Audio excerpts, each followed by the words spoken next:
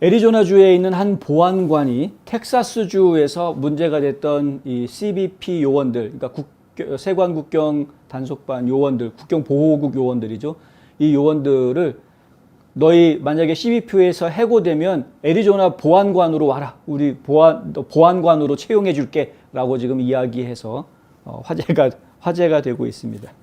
이게 이제 이야기의 발단은 다들 기억하시겠지만은 리오그란데 강변에서 사람들이 막 그냥 강을 건너서 오는 이런 상황이 벌어졌었죠. 저희도 보도해 드렸었는데 팍스뉴스의 그 벨루진 기자가 현장 취재해 가지고 엄청나게 많은 사람들이 막 밀려오는 그런 모습을 보여주지 않았습니까?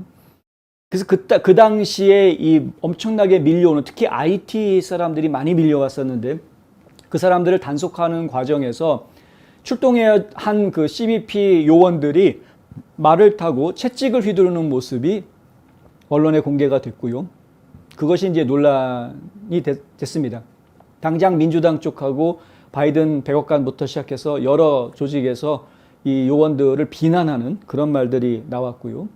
보수 언론에서는 그 채찍의 사용이 그런 용도가 아니었다라고 옹호해주는 보도들을 내놓으려고 많이 애를 쓰긴 했습니다만 좌파 언론들이 워낙에 세니까 그냥 그거로 다 밀어버렸죠. 그래서 국경에 있는 요원들이 채찍으로 사람들을 쳤다는 등 그 채찍을 피하려다가 이 불법 이주자들이 월경 못하고 강변에서 거꾸로 물에 빠졌다는 등 5만 가지 이야기들이 언론을 통해서 일반 국민들한테 그냥 여과되지 않은 채로 다 나갔던 그런 상황이었습니다.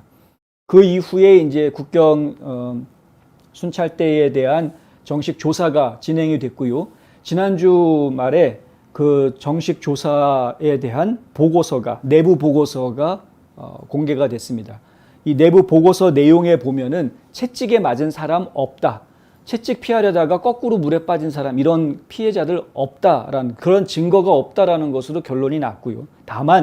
하지만은 이 요원들이 이 말을 사용하는 방식에는 문제가 있었다. 그것은 이민자들 뿐만이 아니라 요원들과 말도 위험하게 할 수 있는 그런 상황이었다.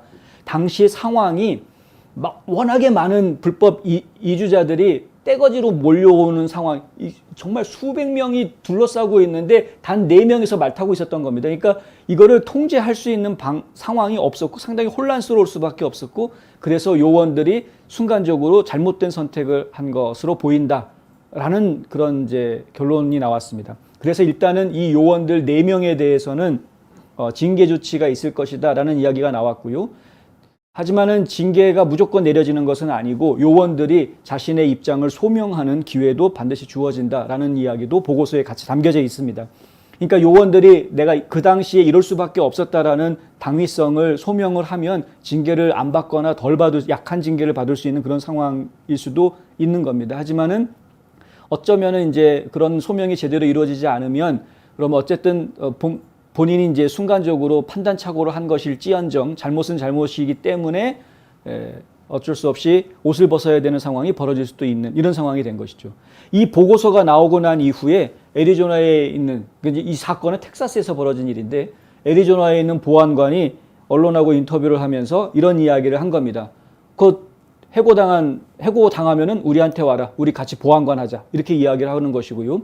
그리고 이 문제는 직접 채찍을 휘둘러 가지고 사람을 때렸다거나 강에 빠지겠다거나 이런 식의 일이 없었음에도 불구하고 바이든도 그렇게 이야기하고 마요르카스 장관도 사람들을 놀래켰다라고 비판하고 나서고 젠사키 백악관 당시의 대변인도 누구도 그 사진을 보고 그것이 적절한 조치나 행동 또는 우리 행정부 내에서 받아들여져야 할 것이라고 생각할 수 없는 것이다라는 비난하는 발표를 했었다라는 것이죠.